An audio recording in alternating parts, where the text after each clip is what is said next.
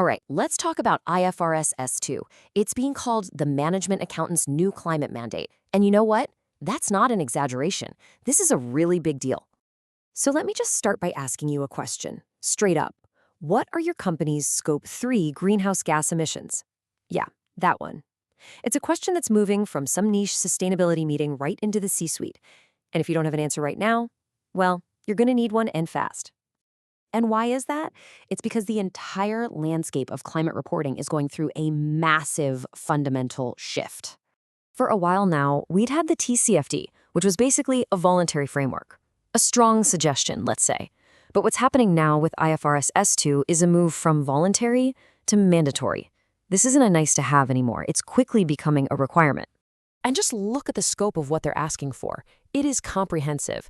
We're talking about disclosing how climate risks impact your business model, your strategy. You have to conduct complex scenario analysis. You need to report on Scope 1, 2, and 3 emissions. And yes, we're going to get to that tricky Scope 3.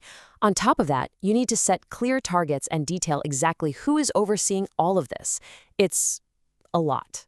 Let's actually zoom in on that emissions point, because Scope 3 really is the single biggest hurdle in this whole new world. So what are Scope 3 emissions?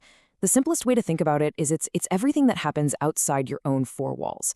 It's the emissions from your suppliers, from your logistics partners, all the way down to how your customers are actually using your products.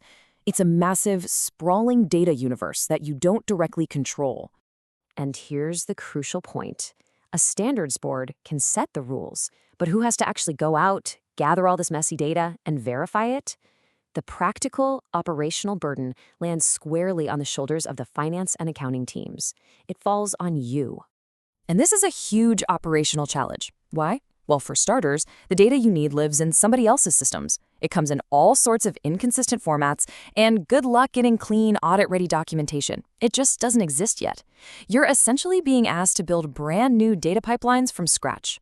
But here's the thing. This challenge, it also highlights a massive opportunity and a critical new responsibility for the profession. This is a problem that is absolutely tailor-made for the skill set of a management accountant. I mean, just think about it. Data governance, establishing internal controls, modeling different scenarios, strategic analysis. These aren't new skills. This is the core DNA of the profession. It's just about applying these exact competencies to a new critical set of data. And this really gets to the big picture. Sustainability data is no longer some separate, siloed report that gets published on the side.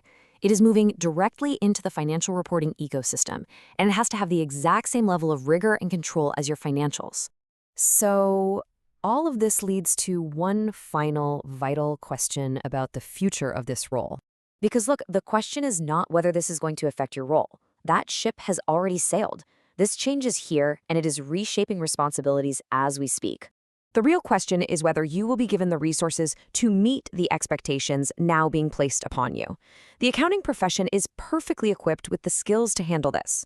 But having the skills and having the support to execute are two very different things. And that's the critical conversation every single finance leader needs to be having right now.